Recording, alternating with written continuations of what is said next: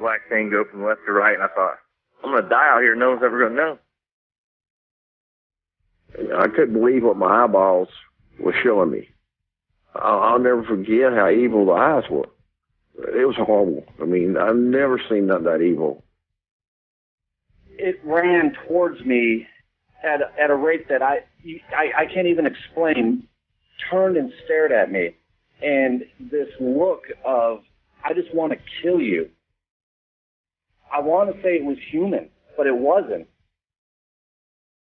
He was yelling at me to grab a gun, grab a gun. I was like, for what? He said, just grab a gun. And there's footprints all the way to the door of my house. It had went inside my garage all the way to the door. 911, what are you reporting? Jesus Christ, you better... Sir? Zia! Hello? Get somebody out here. What's going on now, sir? That son of a bitch is about 6'9", I don't know. Do you see him now, sir? Yes, I'm looking right at him. Uh-oh. You're listening to Sasquatch Chronicles. Check us out online at sasquatchchronicles.com. If you've had an encounter, email me. My email address is wes@sasquatchchronicles.com.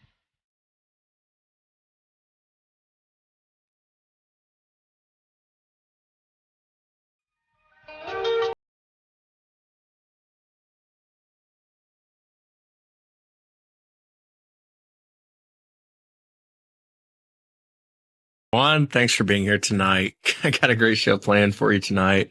I was just laughing. I got something coming up at the halftime for you guys.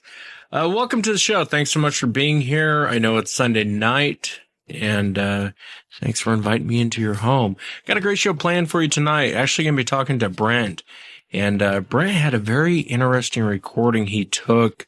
I want to say it was in Oregon. I'll have to ask him for sure. Oregon or Washington. I know Brent lives in Oregon.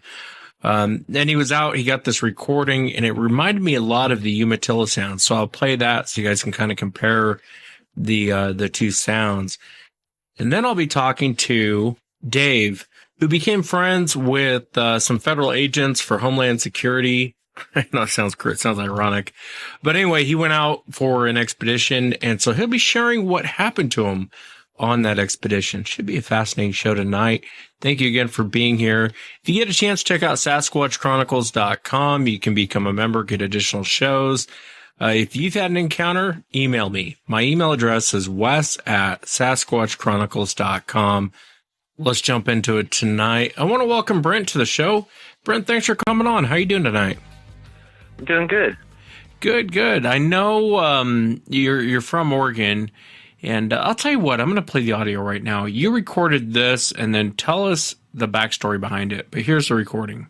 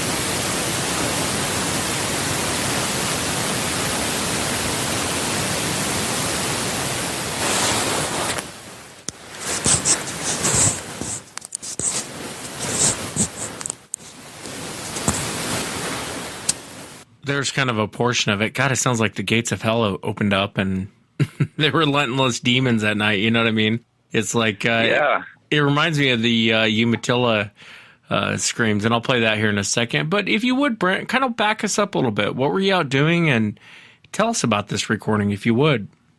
Well, I found this camping spot a few years prior and had gone up there 2 times before and had a nice time. I went up there both times by myself with my dog, and it was pretty uneventful. And this so is getting back from. This is I'm sorry, Brent. This is in Oregon for the audience listening. This is actually in Washington. Oh, it's in Washington. Okay. What part of Washington? Yeah, it's kind of up by Indian Heaven. Oh, okay. Yeah, I know the area well. It's a little area called Forlorn Lakes, and it's a series of, I think, volcanic lakes on top of a mountain. All of them are kind of about the size of a football field, but they're kind of close together, and there's kind of a little road that winds in between all of them, and there's little camp spots at most of the lakes. So yeah, it's I don't know, it's about 2.5 hours away from Portland. You head up the gorge and cross up into Wind River area. Yeah, I didn't mean to cut you off. So what were you guys doing? I appreciate sharing that. So what were you guys doing, and what happened? My friend had kind of had a recent tragedy, and I was coming back to town, and I got a hold of him and said, let me scoop you up, and I'll grab some steaks and beer, and we can just kind of, go out in the woods and hang out and catch up. And so that's what we did. And we took off, and we got up there and we got set up and made a fire, and we're cooking some food and had opened some beers. And about 1:00 in the morning, the moon was fairly full also. I just wanted to note. I was messing around with the fire, and I look over, and Doc's waving at me, and so I stopped what I'm doing, and he's like, "Did you hear that?" And I didn't really hear anything because of the activity I was doing, so I stopped, and then all of a sudden I heard it, and my instant reaction was like, "Oh, what's that?" And then it happened again fairly immediately, and I was still kind of in an analyzing sort of mode, but then something similar seemed to answer back, like directly on the other side of us. And then it was all of a sudden, it was like this fear came just like through my body. And I just kind of thought to myself, oh, we're surrounded. And after that one, there was also 2 more calls, like they were answering back. So there was definitely like one on one side of us, and then maybe 3 or 4 on the other side of us, and we were right up against the edge of the lake. The first one, that was the initial one and the loudest one, it was relentless. It sounded really angry, and it didn't stop. It was fairly consistent. You can kind of hear it in the background throughout the whole recording. It was pretty much the primary one, I guess I would say. The other ones didn't really seem to make much noise after their initial call back.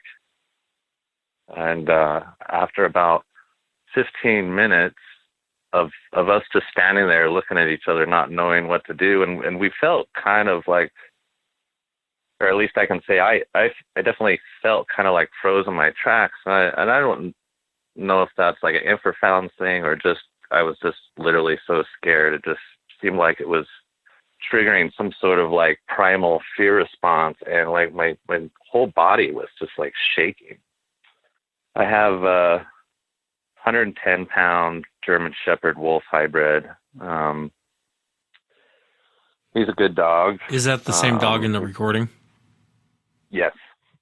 Yeah, you can hear him kind of freaking out, can't you? I mean, he sounds like he's not real super happy to be there. He's running around me in circles. He's like getting between my legs. He's trying to like jump up on me. After standing there for a second, I think we kind of got our senses together, and Doc looks at me and he goes, "Well, do you have any way of recording this?" And so I ran to my van and I grabbed my cell phone and I hit the voice recorder, and I kind of shuffled down the gravel with my phone held out in front of me with the microphone end kind of out, trying to get what I could. And so when you hear that, there's like in the beginning, it's me trying to kind of calm down my dog and get him to stay in the camp with Doc while I kind of go out a little closer. And at that point, I didn't have a flashlight or anything, but I just kind of went out to where the edge of the fire glow I could see, and then just a little bit further than that. The sounds were, I'd estimate, like maybe about a city block away, and maybe two. I kind of get out there, and then I stop, and I get what I can, but then it just stopped. And then the whole forest was just quiet. There wasn't any sounds of anything. And I sat there for a minute. And what did you think was going on? I mean, you hear this. I'm going to play another sound for you in a moment, but you hear this, and I mean, what's going through your mind? Like, what in the world is that thing going off? Yeah, I didn't know what to think. I live out in the country. I live on a farm. We have chickens and sheep. In our neighborhood, I've seen bears, bobcats. We have several packs of coyote.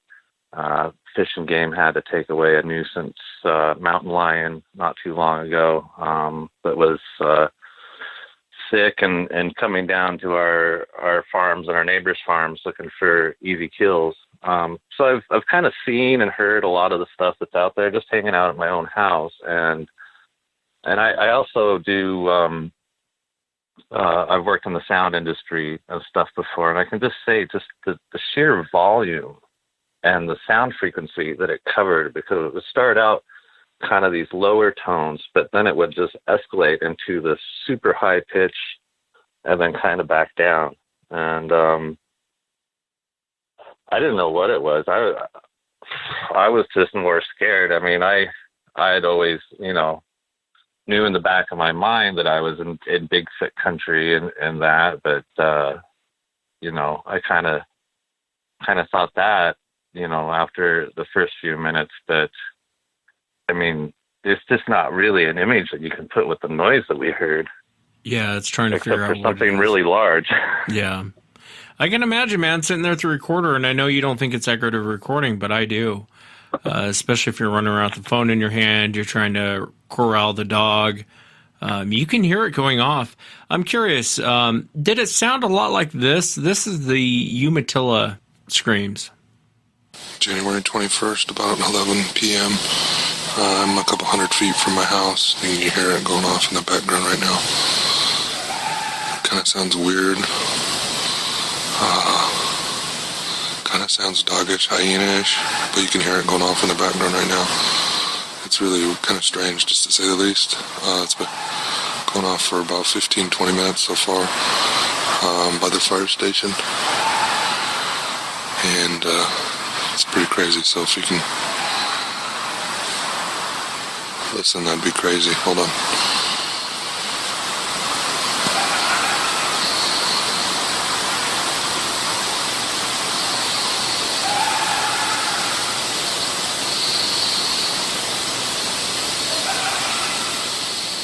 I mean, that almost sounds like laughter.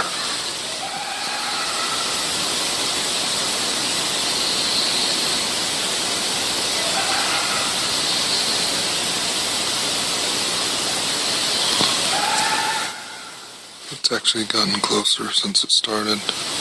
It's probably only 200 feet, 300 feet from me right now.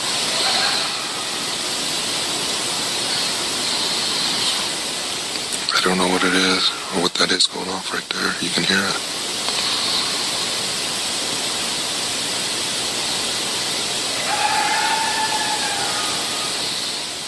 I mean, I've seen foxes and coyotes around here for a long time, and I'm not sure why, if foxes and coyotes have been around here that long, why we wouldn't have heard them before. And all of a sudden, since November, things have been just going crazy around our community.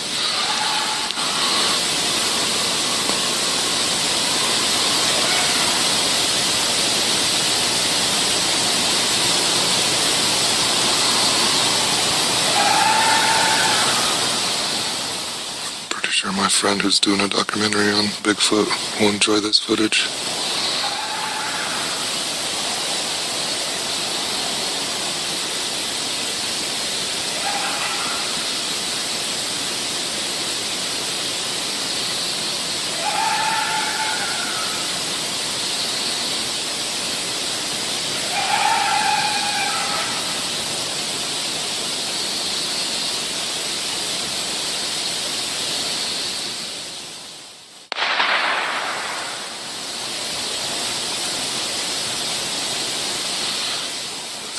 Gunshot.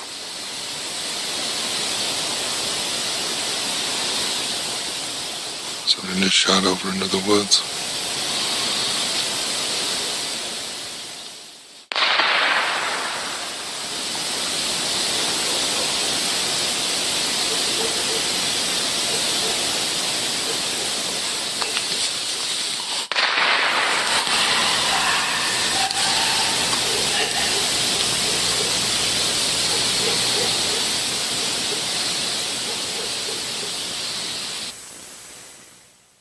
It sounds very similar, doesn't it? I mean, it almost sounds like it's more happy in that one than in yours. It sounds more pissed, like it's actually screaming. But was the tone similar?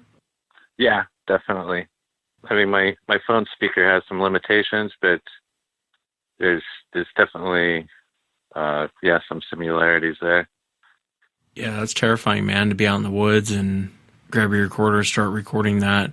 And you realize how loud it actually is. Because if you got a phone in your hand, you're corralling the dog with the other hand. That's pretty damn loud, man, in the background. I realize I amplified it a little bit, but even with the amplification, it's still a pretty damn loud scream. Yeah, I know when I've played it on the right stereo and turned it up that you can accentuate some of those frequencies. It kind of will pop out. Makes you wonder what was going on there. I mean, it's just going. Yeah, it makes you wonder what was going on there. It's just going off in the background like it's pissed. Did you feel like it was directed at you? Well, I kind of had two theories. I kind of felt like, why would something that's kind of elusive and that like make its presence so known? And I figured it was either trying to scare us out of the area or.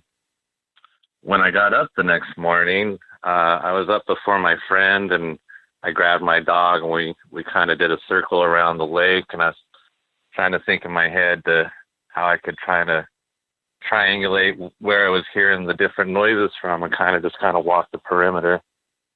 And when I got to the edge of the lake, there was a set of elk tracks. They were all single file, and they cut directly across the water's edge.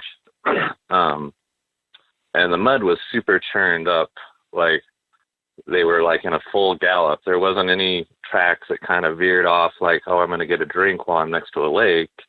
It seemed like they were running something, and it would have been in the direction of where we heard the other ones that answered back. So I kind of feel like the one that was making all the noise was kind of making so much racket to push the small herd, because it was probably maybe only 5 or 6 sets of tracks together, and that the lake was kind of a natural barrier, and that they had, several others kind of waiting in ambush. And yeah, it could be. Maybe, when everything went quiet, maybe that was, when they got one and they were just dragging it off and wasn't any reason to make a bunch of noise anymore. It's definitely a life-changing experience, especially being out there. I mean, I know you hear about people that see them all the time, but sometimes hearing them is just as frightening. And that sounds ridiculous, but hey, stand out there at 1 o'clock in the morning, have something screaming at you from the other side of the ridge and tell me you're not terrified. Especially something like this is so loud. Your iPhone, for it to pick up that sound, that thing had to been twice as loud. Because a lot of times I'll listen to audio, and I've been in positions where I've recorded audio, and I'm like, man, you should have been there, because that audio didn't quite do it justice. And I have a feeling that's listening to your audio. I'm sure it's the same way. You almost had to be there. Well, especially with, I was really just surprised how much of the gravel, walking on the gravel road was picked up too. That I wish I would have known that. I just would have stood still instead of kind of walking a little bit here and there. I hear you. I hear you, man. Well, that's the stuff you learn after you record stuff. You know, it's little things that you wouldn't think would make a lot of noise. They do, you know, especially when you're holding the recorder. What do you think Sasquatch is, Brent? I mean, I realize you hadn't seen it, but you heard it, or reportedly heard what a Sasquatch, the sounds they make. I think you recorded it. What do you think that they are? Well, I don't think there's really like one definitive answer. I think that we probably have to deal with each case one by one. I mean, I think that there's a chance that you have, this happened a couple of years ago, and I tell you, it'll change you, and it'll make you want to look around for more information. So I've read a lot of material. I've listened to a lot of your shows and stuff, and there's Indian stories of maidens being taken away. So there could be some that are hybrids. There could be some that maybe there was small numbers and there was some inbreeding going on, that maybe they're a little bit more crazier, unstable ones. Maybe have some that are have been established groups, and are at peace, and then I think there's a whole other side of it that's just so interesting, of them possibly being like some of the original inhabitants of Earth, or I don't know. I think you see the diversity in the four potential different types, and then you add in a bunch of variables. I don't know. It's kind of like people, there's all different, kinds of people and different colors and in sizes. It's hard to say. It's such a weird topic, and you get people who, they'll give a little bit slightly off a description of what you're expecting. And it's kind of like, what do you make of that? You know what I mean? Like, now what I mean by that is, like, sometimes you're expecting to hear the Patterson-Gimlin creature, and a lot of times you don't. And I know you've heard that from the show. A lot of witnesses don't describe the Patterson-Gimlin creature. They describe something very different. Similar in the size and walking upright, but as far as features go, the details, a lot of times people give you something different. Yeah, it's hard to tell. It's hard to tell, man. I worry about people out there because you never know what you're going to run into, and who knows what the hell was going on that night. I would imagine anyone listening to that recording or opened up their iPhone, started recording, would have, you would have thought the gates of hell had just opened up. And demons were being released. You know what I mean? That's what I think when I listen to it. Yeah. A couple of funny things. Well, I had blown a fuse and my headlights had quit working. So we might have left that night if I would have had headlights. And that next day when I went for my walk, one of the other things that I found was when I was kind of circling around to what I thought would have been the direction that the elk were coming from. When I got out of the road, where there was kind of a dry ditch next to the road, and as we were walking down it, my dog was running ahead of me. And then all of a sudden he just stopped at this stop, and he just kept like sniffing it, like way more than like he was like giving it like a triple sniff. And I went over there and I could kind of make out what I thought was the footprint, a rather large one. I just kind of got chills up my spine and started looking around, and I ran back to camp and I got my friend and I showed it to him and I took a quick picture. But at that point, the sun was up and we were ready to get out of there. I feel kind of, it was a good opportunity to maybe find some more stuff, but at that point we were we were going to camp out there for 4 days, and we kind of cut it short and took off. Yeah, I don't blame you. I don't blame you at all. Well, I can't wait to meet you at the International Bigfoot Conference, Brent, and I appreciate you sharing the audio and telling us the backstory behind it, because it is fascinating to me. I mean, I think you got a great recording, man. I really do. And I really appreciate you coming on and sharing it. Oh, I appreciate you having me on, and, I appreciate you, giving people a chance to just kind of get this stuff off their chest and feel like they're part of a community instead of an outcast. Well, thank you again, brother, for coming on. And I'll be in touch. I'll be bringing Dave on here shortly. It's Sunday night. I know I did the pizza gag last week, and a lot of people enjoyed it. I had a little fun with, you guys know Duke from World Bigfoot Radio. I've had Duke on many times. We've talked about mountain giants, and you guys know Bear, too, as well, from the Bigfoot Outlaws. I had a little fun with them earlier in the week. I hope this makes your Sunday. Take a listen. Hello. This is Kathy Sanchez from the Credit Card Fraud Division. Oh, hello? How are you doing today? I'm doing okay. What's going on? Great.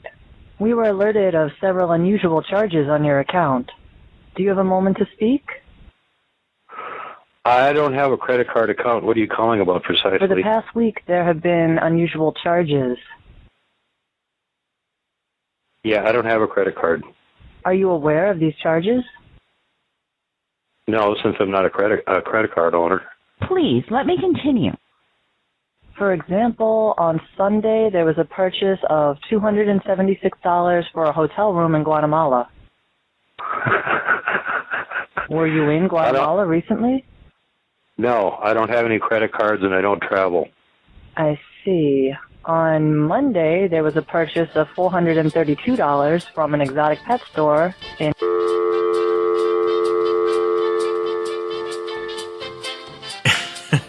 Duke, such a buzzkill. I had to laugh, though, when when she's like, those charges to Guatemala, he busts up laughing. Typical Duke laugh. Made me laugh. And then I got Bear. You guys know Bear from the Bigfoot Outlaws. I said, what in the hell is that? Got him. Hello? Hello. Are you there? Yes, ma'am. This is Kathy Sanchez from the Credit Card Fraud Division. Yes. How are you doing today? Doing great. Why are you calling at 10:30 at night? Great. We were alerted of several unusual charges on your account. Do you have a moment to speak? Yes, hang on, but I'm going to give the phone to my wife because the credit card... For the past week, there have been unusual charges. Just hang on. Let me get my wife. Hang on. Please, let me continue. No. Are you aware of these charges? She's the one that handles the credit person. You're talking to the wrong person. For example, on Sunday, there was a purchase of $276 for a hotel room in Guatemala. Well, you hang on a second. Hang on, Tammy. Were you in Guatemala recently? Hang on. I see. On Monday, there was a purchase of $432 from an exotic pet store in Guatemala. Are you there? Yes. Are you sure you weren't in Guatemala? No. Okay. On that same day, there was a purchase of $123 from a restaurant in Guatemala. No. So are you positive you weren't in Guatemala? Oh, screw you. Okay. Who needs enemies, right? Had to have a little fun with...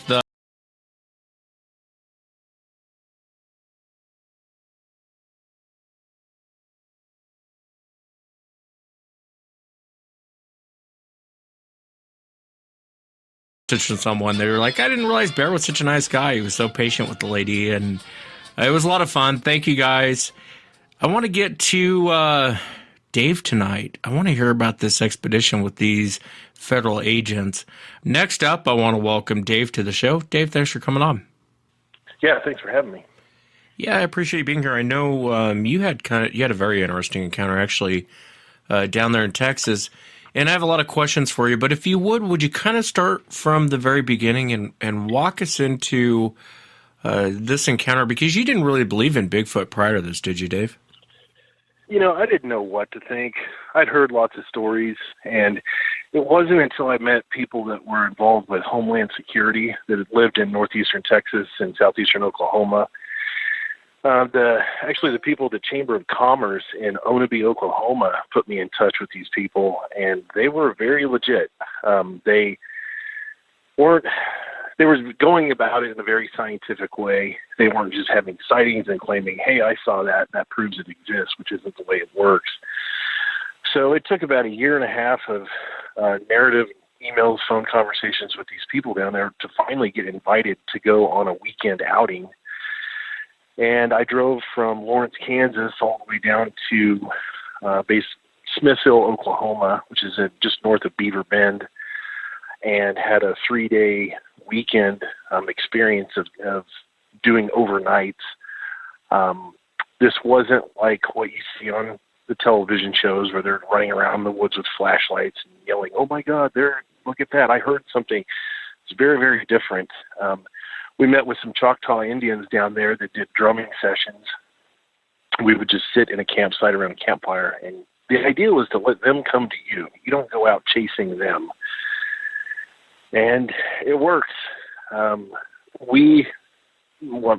Myself and the guide, Mark, my buddy that I took down there with me that I work with, as a second witness to this, we never actually saw an ape-like creature, but our experiences are considered what I've come to know as Class B experiences of large crashing animals in the woods, a lot of grunting, a lot of noise, big tree limbs being snapped in half, and you don't see anything there.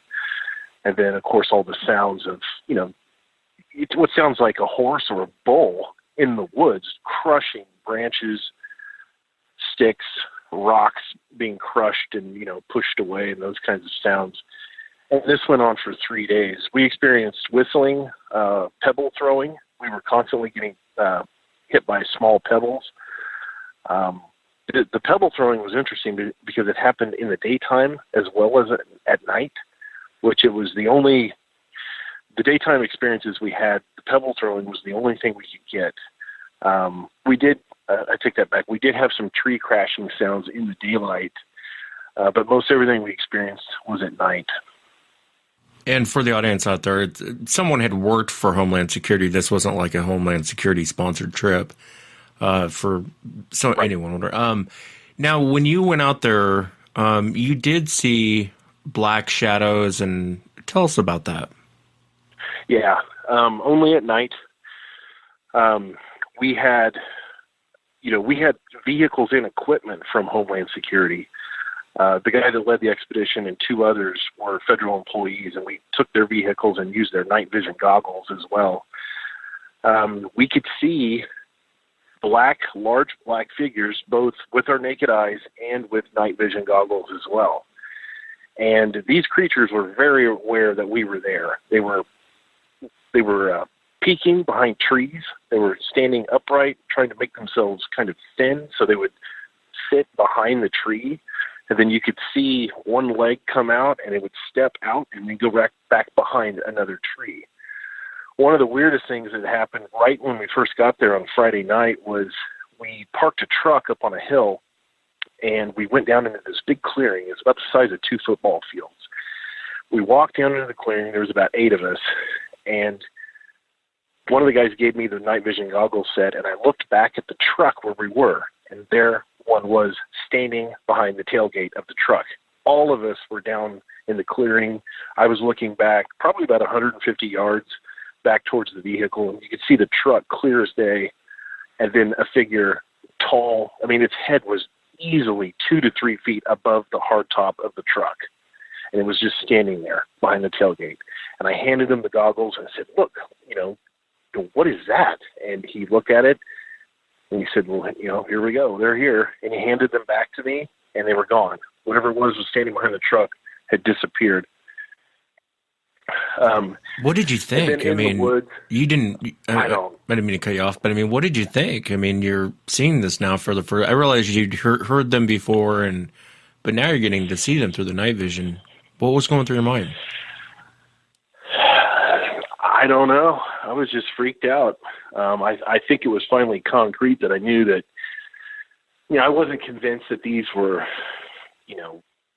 gorillas or apes or something. And the guy that led the expedition had told us before going out that these are not animals. It's not a deer. It's not a bear. It's not an ape or anything like that. That they're some kind of interdimensional type being, possibly, or they have capabilities that we as humans just don't understand. I started, I'm an avid scuba diver. I've dove all over the world. I've seen all kinds of cephalopods and other ocean creatures that can blend in with their backgrounds. And so for me, with my experience, I began thinking, well, if it is an animal, then it's like a cephalopod. It has the ability to blend in with its background and then disappear. That, to me, explained how something that big could be crashing through the woods, and I'm witnessing tree branches being knocked down and smashed and see nothing, absolutely nothing, other than the physical elements being moved, broken, or crushed as whatever this thing is moving around. Does that theory worry you a little bit? We use fancy words today like interdimensional being.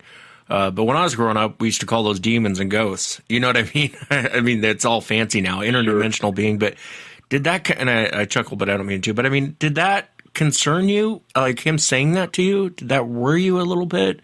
I mean, obviously he's giving his theory. He doesn't know, but I mean. Yeah, it bothered me watching, especially through night vision, watching them watching us and then moving from tree to tree to avoid being seen. That bothered me a lot. And one of the nights, I think it was Saturday night, the guy that led the expedition told us that they use other animal sounding calls to communicate, and then they also use what I've come to know as chatter or samurai chatter. It sounds vaguely like an Asian language like Japanese, but it's mumbled and garbled, and it has a lot of teeth clicking that goes on in between the words. We heard quite a bit of that. He had recordings. I mean, so many recordings, you couldn't listen to all of them, where they would leave, they would leave food out. They would leave apples, bananas, things like that, and then leave recording devices up like 3 or 4 branches above where they leave the food. And we listened to a lot of that, a lot of his recordings. It's absolutely crazy. I don't know. They definitely can communicate and talk. And they do a lot of it with teeth clicking, almost like as if they have their own kind of Morse code where they clack their teeth and it means something. But the animal sounds, especially the owl, and there was a couple of guys there that were really experienced animal callers, whether it be the sounds of prey or other predatory animals and the distress sounds that they make when people are hunting deer, things like that. So they were making owl calling sounds, and we were getting sounds called back. And he would call again, and then we'd hear what sounded like a dozen owls all hooting together at the same time, all in unison, which doesn't really add up as the way owls behave. I've seen plenty of owls. I've had, I had a family of them living on my property for a long time, and they just don't really do that, not in unison altogether. It was just one of the most bizarre experiences I've ever had in my life. Yeah. All this stuff going on, the chatter, the sounds, the clicking. And on Sunday night, when we were there over the weekend, I saw very up close the shadow figures without night vision. They were close enough that you could see them, and you could see their heads bobbing up and down and ducking. Looked like they were ducking behind things, and they were kind of partially standing up and then sitting back down again. But again, nothing furry, like ape-like that I could see, but the shape of the shadow was definitely really large, like without a neck, kind of rounded head, thick trapezoid, muscle, and then really, really broad shoulder shapes that were shadow figures. Were you ever concerned for your safety when you were out there? Oh, yeah, absolutely. But, it felt like we had enough people there that we all had each other's backs, and it didn't feel threatening. I mean, something that big could definitely charge through and stomp most of us, but it didn't do that, or they didn't do that. However many of these things there were, they were I think, is just as interested in us as we were in them. To me, it really felt like that. It was a very mutual thing that we were meeting common ground every time at night we would go out to different areas, or in the early morning, or as the sun set. The Choctaws did a lot of the drumming sessions as the sun went down. It seemed like, we were there to experience each other in a way. It didn't seem that threatening. Other than the heavy tree crashing, that was pretty spooky, because we felt like we were going to get charged or get run over, possibly or tackled or stomped on or something. Yeah, when a lot of the tree crashing stuff happened extremely close. I mean, within 6 to 10 feet at times. Other times it was, maybe 15 to 25 feet away. But there were some times where there were large branches moving and being broken, snapped, and the crushing sounds just 6 to 8 feet away from us, and not seeing anything at all. Yeah, and that's unnerving, especially in the dark. Yeah, now Mark was terrified. He's quite a bit younger than me, and I'd known him for a long time. We worked together for many years, and he was really shaken up. And as he was kind of, I think it was a Saturday night, he had ventured off on his own a little bit and was peeking into some really heavy shrubs, and something huge moved in there and crushed, and you could see the ends of the shrubs and small tree branches hit him in the face, and he jumped back screaming, running back to us, and he was pretty shook up. But again, they never did anything. They never harmed anybody. There was one rock thrown that hit a woman that was there on her knuckle, and it left it cut the tissue a little bit and left a big red mark. It upset her a little bit, and that was in the middle of the day. It was about 11 o'clock in the morning. We were making breakfast and kind of getting stuff put together to get out of there, and she got whacked on the knuckle with a small rock. It probably flew through the air 60 or 70 feet from the tree line. Yeah, it sounds like an amazing expedition. I think it's ironic you're out with federal employees, but it sounds like an amazing expedition. I want to ask you what you think they are, but before I do that, was there anything else strange that happened when you were there, or anything else memorable? Yeah, and this is where it gets really crazy. And I had before seen some documentaries about this potential almost like telepathic communication that they apparently might have. But the first night, Friday night that we went out, in that same clearing where we saw one of these entities standing behind the truck, I could hear an animal moving, not fast or crushing, but these small twigs, and you could tell it was probably bipedal. It was stepping as I was stepping. It was pretty close, and it began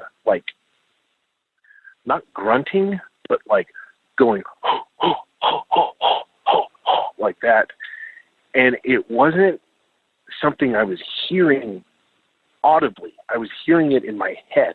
It was almost as if it was really hard to describe, but the sounds is if you think of the sound of someone screaming, but you don't hear someone screaming. It's experienced in that kind of way. That was single-handedly the most freaky thing, and that was one of the first things I experienced, next to the entity that stood behind the truck right when we got there. Those two things happened almost literally 10 minutes apart. Yeah, I would imagine that's unnerving. I've heard other people talk about that, and I don't know what to make of that.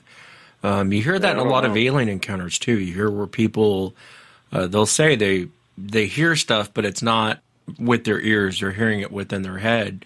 And I always wonder, right. that should be concerning a little bit. If this was Sasquatch, and let's say it wasn't something else, like a different entity, that should be a little concerning, don't you think? Or am I off on my thinking on that? That they would have an ability like that? If they've been here longer than we have, who's to say what animals are capable of? Let's say they're millions of years advanced beyond what we are. Let's say that they've been here for millions of years before the evolution of man. And there's plenty of theories behind that, exactly where we come into play in the whole spectrum of animals. We seem to kind of pop out of nowhere, really. You look at sharks with history going back millions of years where the bodies haven't really changed, you know, the jawline, the backbones, things like that. There's bears, whales, fossils that you find in creatures. But man is kind of new on the scene, you know? It seems like we kind of came out of nowhere really quickly. If these creatures have been here, let's say, for far, far longer than we have, maybe they're using parts of their brain that we don't understand, and they've been able to develop. The one thing that gets me is if we're from this forest, okay, if we're from this land, if we're from this continent, why is it that man is the one creature that can't survive in the woods? What happens when man goes into the woods? He gets eaten up by bugs. He can't eat half of what's out there. We just don't fit in very well. We're much better suited inside of a house, inside of a camper, inside of a car, inside of a tent, eating things that are highly modified, softened, cooked, what have you. Most of out there in nature, if we eat it raw, we get sick. But it just makes me really wonder that these things have been here far longer than we have, and we just don't understand them. And maybe they are just a simple animal, and they have capabilities that are just beyond our comprehension. Yeah, it's hard to say. It's like if you give yeah. Christopher Columbus a nuclear submarine and say, build 2 more of these. I mean, really. I see where you're coming from on it. And, you know, I've never experienced the mind speak, but I have talked to people who have talked about that. And I believe them. I think that something's going on. What? I don't know. But they're definitely experiencing something. What do you think that they are, Dave? I know you kind of just alluded to it, but what do you think that these creatures are? I think that they are a highly advanced species of hominid that has been around far, far longer than what we know as modern man. And they have possibly abilities like a lot of how cephalopods, octopus, and what have you, have developed, along with communication features using frequency or sound waves between each other's brains. They have a brain that's quite a bit more advanced than ours. I gotcha. I don't know. Other than that, I don't know what to make of it. It's hard to say. But it was very interesting, man. I'm really glad I went, and I wanted to go with some of the most credible people that I could find. I wasn't going to go. I knew that, a lot of these TV shows and the way that they're, like when BFRO is done and Matt Moneymaker, it was all very much for TV. It was, what was that? I don't know. Over there, break for commercial, and it was very structured and it was silly to me. And I knew that wasn't the way to go about it. It was disrespectful to whatever this thing is, and it's going to avoid you. And it's avoiding. It definitely has an ability to avoid electronic equipment. And I was told that day one, because I brought some camera gear down there with me. And the first thing they did, the guys that were down there, they shook their heads and said, dude, you're not bringing any of this. And then, okay. Did they say why? Bring night vision goggles. Did they say why? Why couldn't you bring a camera? Or did they? Yeah, and it says because they can see them and they know what they are and they avoid them. And he says your chances are far, far less of ever seeing anything if you've got camera equipment or anything with a flash or any of that stuff. He said just leave it all behind. Just let go and just experience this, face to face on your own with your own eyes. But you guys had night vision, right? That was the one thing, they did bring was the night vision. And can they see that? Probably. Do they know if it records video or not? They did have video recorders with night vision, attachments and things like that. They had tons of gear. I couldn't have told you everything that they had, but yeah, that's the one thing they did bring was night vision. That was it, and no flashlights. Definitely no flashlights. That really scares them off. And dogs. That's the other thing too, is they really don't like dogs. Have you ever gone back to that area? No, I've been wanting to for a long time. There's one other area. It's called Big Cedar. It's north of Smithville, east of Onaby. I think it's Highway 256. It goes north of there. Big Cedar and the campgrounds to the east of Big Cedar, I've heard the guys there told me that's probably the second hottest spot for activity down there in southeastern Oklahoma. Where we were would be what they consider number one, which was south of Onabee in the Wachita forest area. There's a big ridge line, if you look on the map, south of Onabee, and then go east, and it's just uninhabited forest area. Very few people living down there. And that whole section back to the highway, back to Smithville, that area is, they say, some of the best activity you're going to find, where you can kind of count on it, you know. It's one of those things I think you almost have to experience to really understand. But did it change your life at all? I mean, you didn't really believe in Bigfoot. You go on this, you see this, you hear, I mean, everything. You got kind of the 360-degree experience of these things. Did it change your life at all? Yeah, a little bit.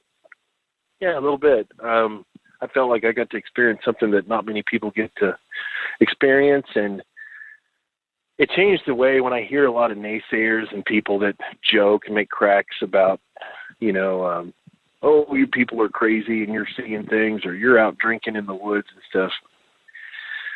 No, when I hear that, I tell people, why don't you go down there for yourself? Go down there, go camping, and see what happens. And chances are you're going to have some kind of strange experience that you can't really explain. You might not be as intense as what we experienced down there, but chances are you're going to see something. Now, and we're not the only people down there. My God, I mean, they have the Bigfoot festival down there in Onabee every September now, or October, which is the month where they have most of the sightings. And, you know, Jane Goodall came to one of the conferences down there, and they've got a lot of people that in the scientific community that have chimed in with, you know, what they really think this might be, or what it is, or what it could be. Nobody really knows for sure. I think there are people that do. I think there's been a long-standing cover-up of this for a long time. You know, I know for a fact there were Army operations and temporary military bases set up where there was, you know, known activity, especially in the Appalachia areas in the 1950s. I've talked to a lot of people that had physically seen this themselves, helicopters coming in, you know, just weird stuff. They give you the indication that our military, our government has probably known about this for a long time, and there's been, I think, a long ongoing cover-up of what this is. I think somebody out there knows a lot more than they're willing to talk about, probably a good number of people. But I'd like to see some of this declassified, possibly, if our military knows about what this is, or if there's any connection with what David Paulides has looked into with the missing 411 and any of those types of situations. If there's a connection between the two, we should know about it. I mean, it's in our interest and our safety. If these entities or these interdimensional creatures or whatever they are responsible, possibly, for, you know, human abductions or the disappearance of children and families and what have you, then we should know about it. Yeah, no, I've gone off onto that somewhat to investigate to see what correlations there really are.